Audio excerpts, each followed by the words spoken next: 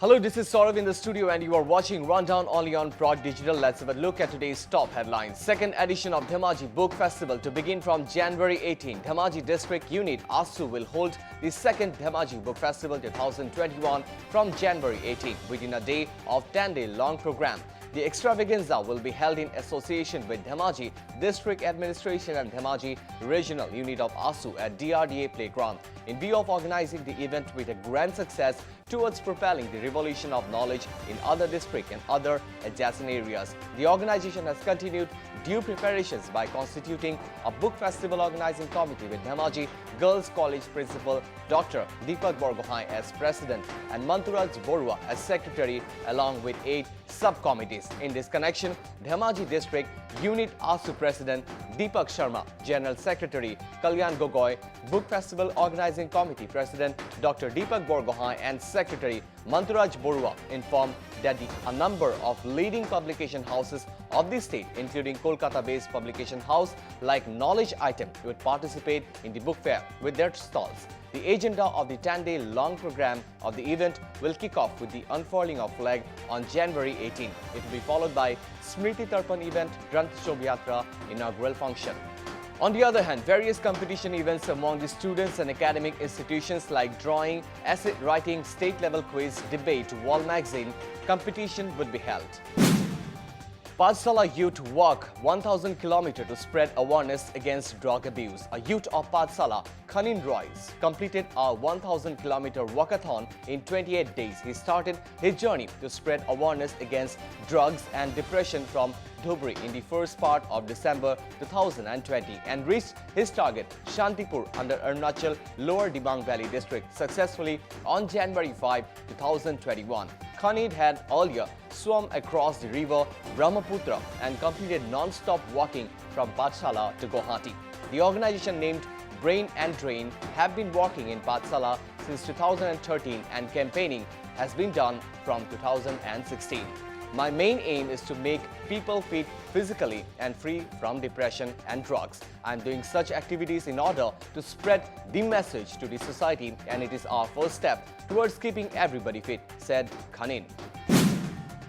Assam police apprehended 4 drug peddlers in Tinsukia. Tinsukia police, led by probationer DSP Hemanta Boro, made a major breakthrough through drug trafficking after 4 peddlers fell into the police trap at Makum in an operation on Friday. The arrested drug peddlers are Dhyanjyoti Dangoria, Dakhanta Duara, Bidubon Borua and Deepak Bora. Police recovered heroin, cocaine and a cash of rupees 1,99,000 besides huge objectionable items like bank passbooks and 8 mobile phones from their possession, with several allegations of trafficking against them. The police had been trailing the activities of these peddlers for a long time. Now let's have a look at today's national news headlines. 2 arrested for buying and selling and circulating of child porn on social media. 2 men have been arrested in Delhi for the alleged sale of purchase of child pornography using e-commerce application and their circulation through mobile social media platforms including Instagram. Accused Neeraj Kumar Yadav and Kuljit Singh Makan had been buying, advertising and selling child pornography to a large network since 2019. The Central Bureau of Investigation said after arresting the 2, they allegedly bought a large volume of sexually explicit data depicting minors from a third person, routed the money through e-commerce platform Paytm and stored this material on cloud-based websites. The accused allegedly advertised this pornographic material on Instagram and said solicitation for its sale. Yadav and Makan would share the pornographic material through WhatsApp, Telegram, Instagram and other social media platforms after receiving payments through Paytm, Google Pay, the CBI said. Kanpur Zoo closed until further orders in view of bird flu outbreak. The Kanpur Zoological Park has been shut down until further orders in the view of the bird flu outbreak. The Union Ministry of Fisheries, Animal Husbandry and Dairying on Saturday confirmed positive cases of avian influenza in migratory birds in Kanpur. So far, the disease has been confirmed from several states like Kerala, Rajasthan, Madhya Pradesh, Himachal Pradesh, Haryana, Gujarat and Uttar Pradesh. The ministry has issued an advisory to the affected states so as to avoid further spread of the disease. Extended deadline for filing income tax return ends today. The extended deadline for individual taxpayers to file their income tax return ends today, that is January 10, 2021. The government has extended the deadline for filing returns multiple times in the past so as to provide relief to taxpayers amid the COVID-19 pandemic. The original deadline for filing ITR was July 31, 2020. The deadline was first extended to November 30, 2020 and thereafter to December 31, 2020. On December 30, 2020, the government had further extended the ITR deadline for individuals by 10 days until January 10, 2021.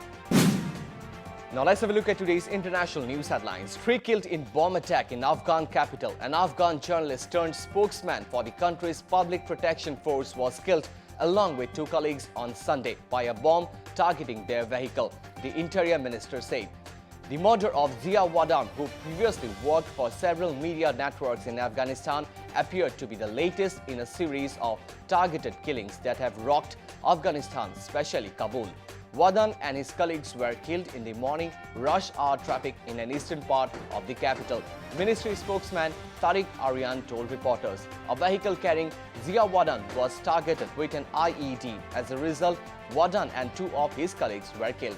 Aryan said, adding that another person was wounded. No group has claimed the attack so far. 11 killed in Indonesia landslide, scores missing. At least 11 people were killed, including a 6-year-old boy, and scores more were missing after deadly landslides hit Indonesia's West Java province, authorities said on Sunday. Torrential rains triggered the disaster on Saturday evening in the town of Sumedang, where a second landslide buried residents and a rescue team that had been searching for the initial victims, said Bandung Rescue Agency spokeswoman Seni Wulandari. We are still documenting how many people are missing after the second landslide because there are many people who joined the original rescue effort, she said. At least 1 survivor was seriously injured, while 11 people were confirmed dead, Wulandari said. Earthquake with magnitude 6 strikes near Chile's Iquique. An earthquake of magnitude 6.0 was reported near Iquique, Chile on Sunday morning. According to India's National Center of Seismology, the epicenter of the earthquake was 553 kilometers southeast of Iquique, Chile. The agency said the earthquake struck at 9:24 a.m. IST at a depth of 190 kilometers from the surface. Now let's have a look at today's sports news headline. Rishabh Pant hit an elbow. India got a couple of injuries worries with Rishabh Pant and Ravindra Jadeja getting hit during their batting in the first innings. Pant, who was hit on his left elbow while trying to pull a Pat Cummins delivery, has been taken for scares, and the Indian Cricket Board later confirmed. Rishabh Pant was hit on the left elbow while batting in the second session on Saturday. He has been taken for scans, said a statement from the BCCI. He was, however, replaced by Riddhiman Saha, as the rules allow a wicketkeeper to be replaced by a fellow wicketkeeper in case of an injury. South African cricketers to get state guest level security. The South African squad that will tour Pakistan from January 16 will be given state guest level security as Prime Minister Imran Khan has approved the arrangements. In the notification issued by the Prime Minister's office, the Interior and Foreign Ministry have been instructed to make arrangements for the state guests. The South African team is scheduled to play 2 Test matches and 3 T20 matches in Lahore. That's all from today's news headline. Thank you for watching Prag Digital. This is Saurav signing off from the studio.